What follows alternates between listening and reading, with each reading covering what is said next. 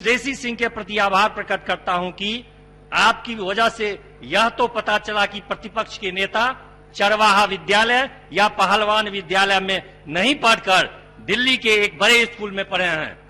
वे और वह दिगर बात है कि वे डिग्री नहीं प्राप्त कर सके।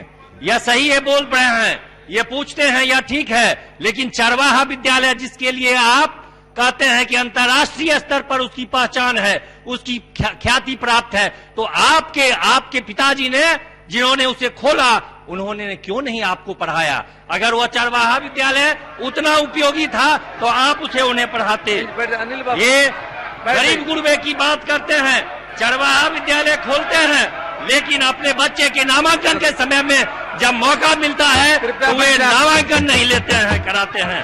और तथाकथित बच्चे बड़े विद्यालयों में जाकर के अपने बच्चे का नामांकन कराते हैं। दिगर बात है कि उनके बच्चे डिग्री हासिल नहीं कर पाते हैं। जिस विद्यालय की स्थापना वे खुद की करते हैं, उसकी पढ़ाई की व्यवस्था पर उनको खुद का भरोसा नहीं रहता है। प्रतिपक्ष के नेता ने हिंदुस्तान टाइम्स में एक लेख आर्टिकल लिखे थे। आर्टिकल को पढ़ने का मुझे मौका मिला।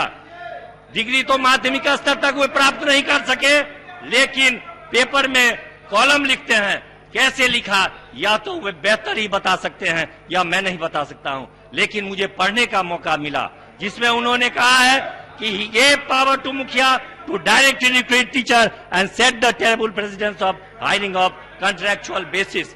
मैं उनसे पूछना चाहता हूं कि आप लोगों ने ही शिक्षा मित्र की नियुक्ति की प्रक्रिया प्रारंभ की थी। आप जब पत्र ये लिखते हैं कि वह मुखिया सही नहीं किया, तो आपने क्यों दिया यह अधिकार?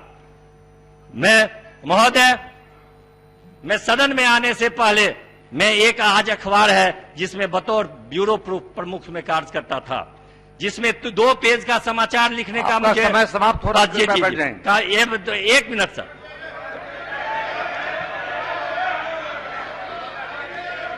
अंत में मैं आपके माध्यम से ललित नारायण मिथिला विश्वविद्यालय द्वारा संचालित शिक्षा निदेशालय की ओर से सरकार का ध्यान आकृष्ट करना चाहता हूं। यह संस्था राज्य के उच्च शिक्षा के रूप में सकल नामांकन अनुपात को बढ़ाने में महत्वपूर्ण भूमिका निभा रही है। यहाँ पर 80,000 छात्र छात्राएं नामांकित हैं। मैं सरकार से आग्रह करता हूँ कि इस संस्था का अधिग्रहण कर राज्य के। आप शुरू कीजिए, बैठ जाइए, प्लीज बैठ जाइए, आपका समाप्त हो गया। जी हाँ, हम तो उनको जानकारी बताना चाहेंगे कि दो मुख्यमंत्री के हम पुत्र हैं। शायद ही ऐसा नसीब और ऐसा भाग्य शायद किसी को मिला हो। ये लोग कहते हैं जंगल राज है। जंगल राज दो उप मुख्यमंत्री का बेटा के पास भी फर्जी डिग्री नहीं है, ये ऑनेस्टी है।